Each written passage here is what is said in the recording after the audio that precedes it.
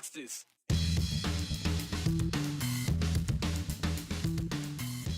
Let's kick off the week on a strong note. There's a lot to dive into, including word of an Idaho Water deal. Lieutenant Governor Scott Bedke updates us on the progress surface and groundwater users are making. It sounds like we're getting towards the end. Sticking with elements from water to fire, we're getting insight on how wildfire season impacted Idaho, including how people are being held accountable for lighting fires that burn so much of our land. And an Idaho lawmaker is answering a hypothetical. Will legislators overturn the Citizen Ballot Initiative Proposition 1 if it passes? Would a situation like that even be allowed?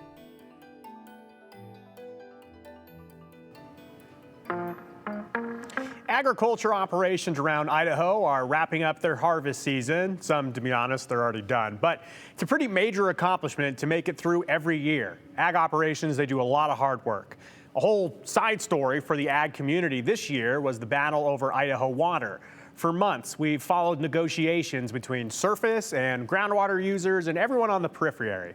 You can check out the 208 special on the topic for an in-depth look. It's available right now at ktvb.com, KTVB Plus, KTVB YouTube. Just go there and search Liquid Assets. Last time, though, that we checked in on the discussions and the negotiations, a mitigation plan was getting closer and closer to completion. A plan that, in part, aims to ease tensions between all the camps. We now have a finalized deal in view, and I sat down with the man who has worked through negotiations with all the stakeholders, Lieutenant Governor Scott Bedke. He details the hope that in the very near future, a new and lasting Idaho Water deal can be made. We have an agreement that we're all proud of. A draft agreement that we're all proud of, period.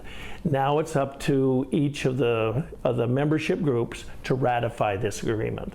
And so that's where we are right now, is the farmers met. The farmers worked out their differences and came together with broad areas of the things that they needed to have, and very specifically at times too. Then we brought the lawyers back in because this is a legal document that's got to stand the test of time, and we want to make sure that it's as airtight as we can get it today. Now it's gone out to all of the parties, so the 9 groundwater districts, all of the surface water coalition entities, and then the other interested parties, because you have food processors, etc. Anyway, we're happy to say that that group, that working group, which was basically the principals from all of those organizations, came together with something that they can, quote, be proud of. The hard deadlines are ratification by November 14th. But those meetings are ongoing. I know that some of the districts have already met and kind of given it a nod. And so that's going pretty well. The interim committee that you just saw is kind of, they want to catch up too. Anyway, so I'm color me optimistic. We're sitting here at end of October. In a matter of weeks, there could be a plan that everyone signs off on? Yes.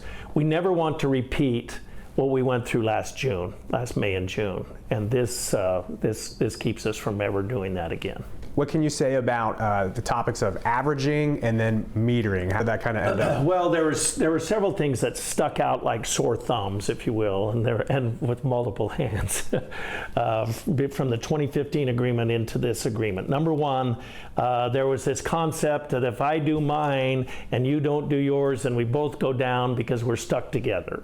And so that happened clear across all the 9 groundwater districts. Every groundwater district had to perform, and if one didn't, then they all didn't. And that has gone by the wayside. So this whole concept of proportionality, of everybody standing on their own accomplishments, then if you do yours, then you get all the benefits of doing yours, and then if I don't do mine, then I get all the consequences of my not doing mine. Averaging is another improvement. Now, averaging morphed into what we call water blocking.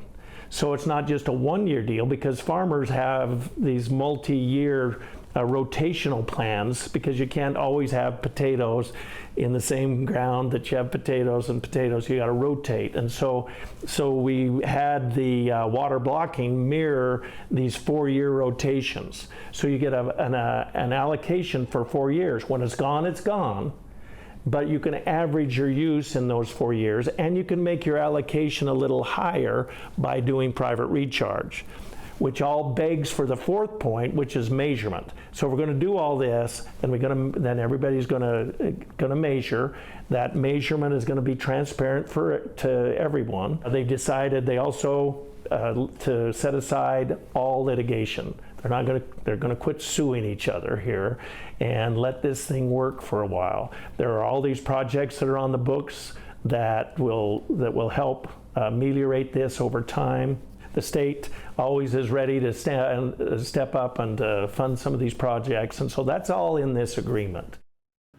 So in the coming weeks, the draft agreement will be made public. We know the high-level details, as you just heard, but the document is private until the votes are made and the ideas are ratified. Again, November 14th is when we expect that deal to be publicly announced. I'm proud of the success we have on initial attack on our fires. Our focus is to maintain our success rate of keeping 95% of our fires under 10 acres. The Department of Lands was also down at the Capitol today to give a final update on the year's wildfire season, and our Aspen Shumpert headed down to the Capitol. Aspen, you were there. You got an update on the trends and what we saw this season. A lot of people want to know, what is this costing the state? What was the final impact of this all?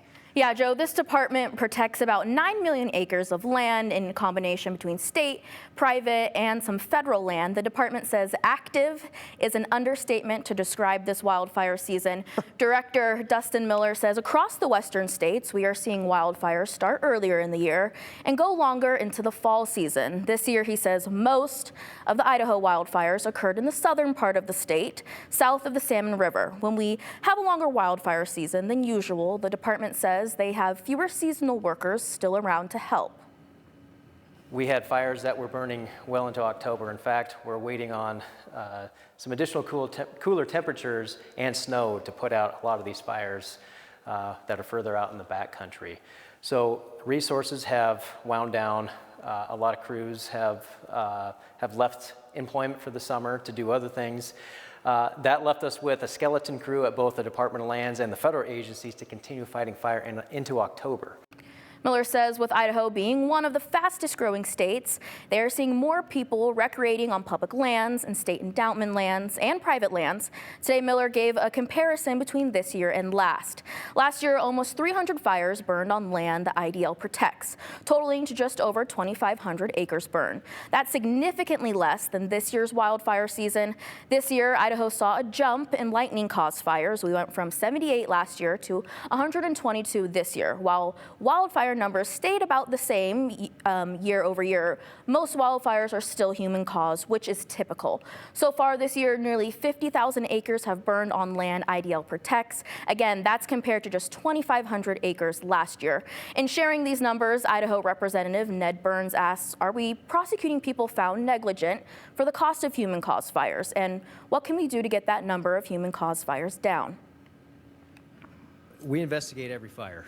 And if it's determined to be a negligent fire, that somebody was careless, then, we're going to go after that individual or individuals for cost recovery, because again, it's the deficiency fund, taxpayer dollars, that are going in to suppress that fire. Says oftentimes they go to settlement and work with the insurance companies to recoup costs. The department says they get back about a couple $100,000 a year, but says they have cases coming up worth a couple $1 million. As for getting the number of human caused fires down, the department is working on prevention messaging to get out to the public. Joe, the department estimates that it's going to cost the state $62 million to fight wildfires this season, again, significantly larger than last year when they just paid $17 million. Wow. Okay, well, it shows the scope to all the coverage that we've been having throughout the summer. It's a pretty penny. Yeah, it is. Aspen Shumpert, appreciate it. We will be back just after this. Okay, folks, we have gotten a lot of questions about voting. Specifically, is one stamp enough for your absentee ballot? You have all asked this question. We are now getting you the official answer with the nuance involved. We'll get to that in a minute. But first, do you have any other election-related questions that we can answer for you before November 5th? Or really anything else you were wondering about the show, the election, anything around the 208? Whatever it is, text us, 321-5614. Please include your name so we can give you credit, and hashtag the 208 so we know it's for us. We'll get to as many as we can live at the end of the show.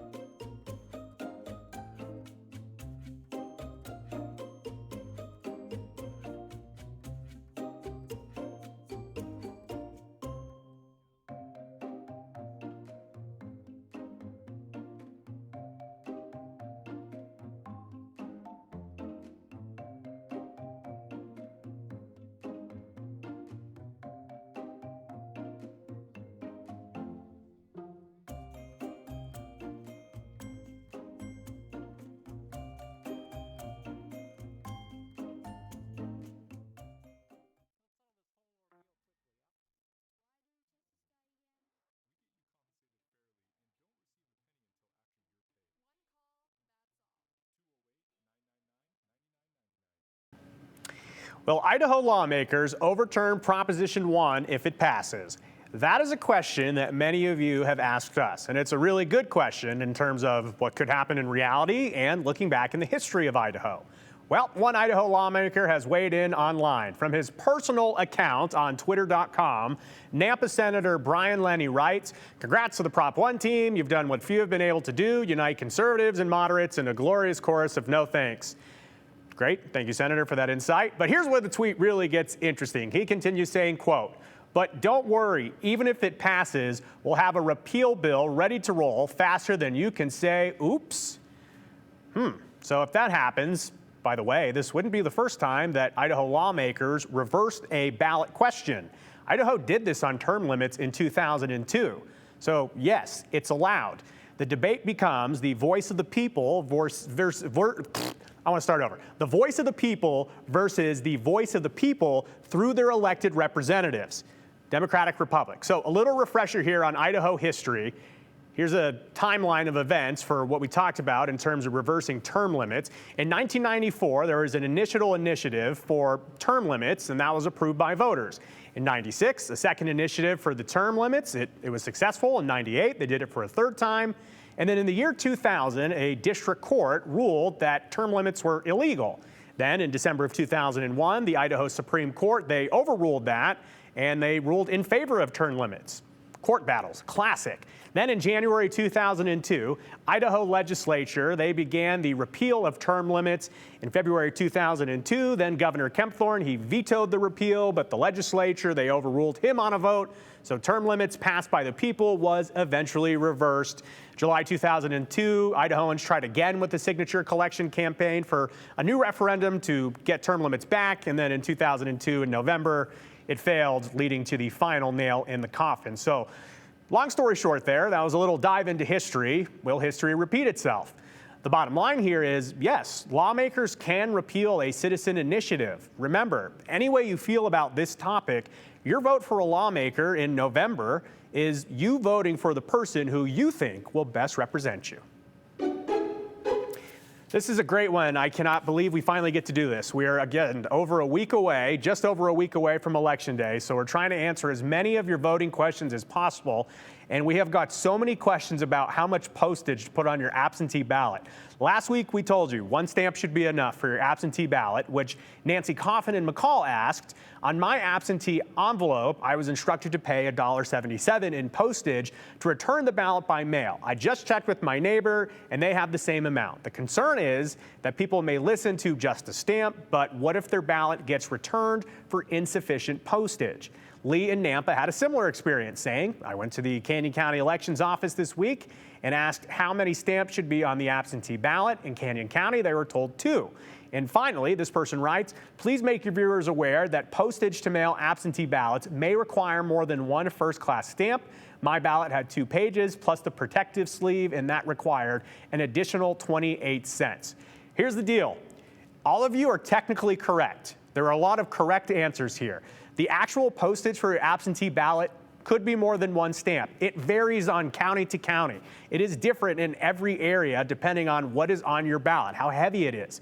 But the bottom line, what we were trying to get to previously here is, according to the United States Postal Service policy, they will deliver those mail-in ballots with insufficient postage because they are required to not delay delivering completed absentee ballots. But that means election officials and your tax dollars could possibly pay for the missing stamps in the end. So it is a good idea to put the correct amount of postage on your ballot if you can, which may be 1 stamp, it may be more than 1 stamp. If you don't, though, don't lose sleep over it because your ballot will still count. By the way, your ballot needs to be at your county elections office by 8 p.m. on Election Day, November 5th. So if you're mailing your absentee ballot, you need to send it in 7 days before, which means get it in the mail today. Otherwise, if you don't, you can always drop your ballot off in person at your county clerk's office, or if your county has ballot drop-off locations, those work too. If you're just going to drop your ballot off, by the way, you don't have any postage required. If you did not request an absentee ballot, you can still vote early through this Friday. You can find your early voting locations on voteidaho.gov. Also, if you want to know more about what to expect at the polls and what's on your ballot, check out our in-depth KTVB voter guide right now on our website, ktvb.com. You can also just text the word VOTE, V-O-T-E, to 208-321-5614. We will send you a link to our voter guide almost instantaneously. You can also get the voter guide in Espanol. Just text the word VOTO to the same number, 208-321-5614, and the Spanish link will go straight to your phone.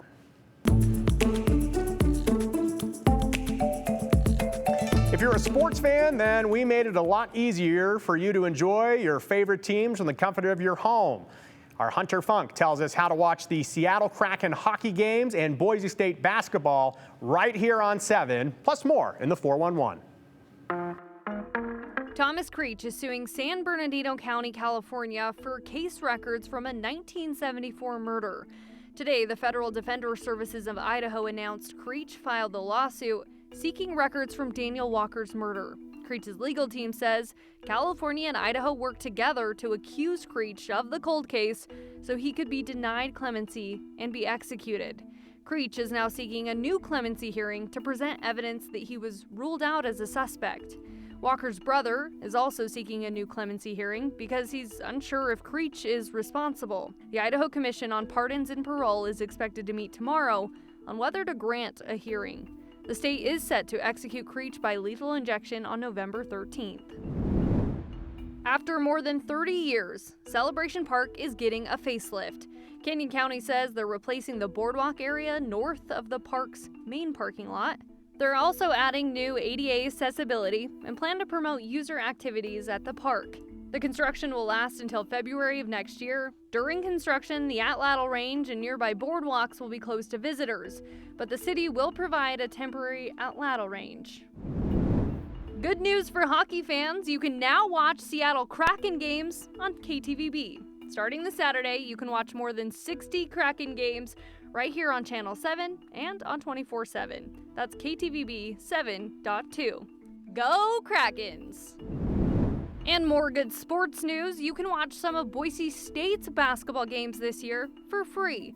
The Boise State men take on Oakland on November 6th to tip off the season. You can watch that as well as 4 other games on the KTVB Plus app and on KTVB 24/7, which is 7.2.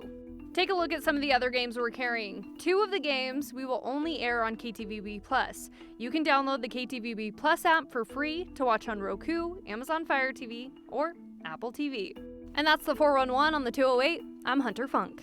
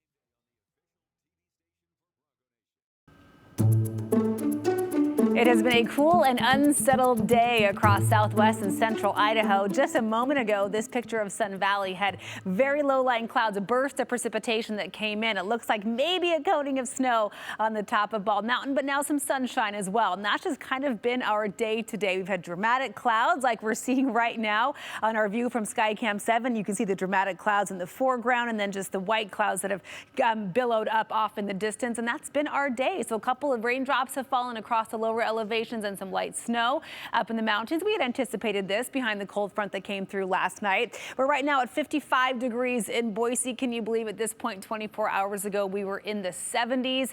I think those temperatures are long gone for the season, maybe for the year, as we have a very cool week ahead of us and more wet weather on the way. So right now it's just very isolated showers popping up, kind of bubbling up, fizzling out pretty quickly, and sunshine mixed in, and that will likely be the rest of our evening as well. So temperatures will drop pretty quickly into the 40s by about 8 o'clock. And if you're out late tonight, you may be dodging a couple of raindrops.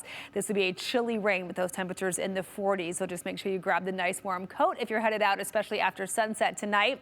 Looking ahead to tomorrow, there's a low pressure center that will start strengthening over Utah. And as we're on the northern fringe of that system, our own surface pressure gradient will tighten up tomorrow as well. So I want you to be ready for a very brisk wind throughout the day tomorrow. We're talking wind gusts potentially up to 30 miles per hour across the Treasure Valley. If it's breezy in the morning, that will take your breath away. Temperatures in the 30s early tomorrow, and once again, we'll only get into the mid to upper 50s across the Treasure Valley and upper 40s in the Twin Falls area. So be ready for a nose-numbing Tuesday. A few showers linger in the mountains tomorrow. We dry up and stay in the mid 50s on Wednesday with a very cold morning Wednesday. Then for Halloween, here comes the return of some rain and snow. It'll be rain in the valleys, snow in the mountains lingers through early Saturday, with temperatures dipping into the upper 40s over the weekend.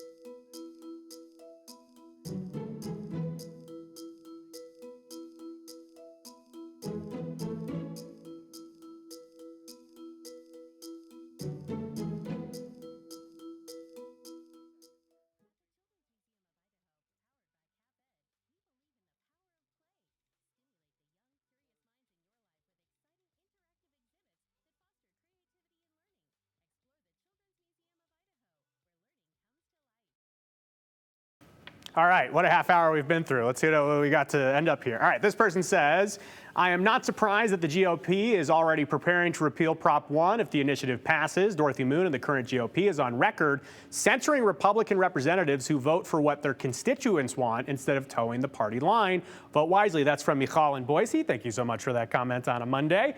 Next, maybe, there we go.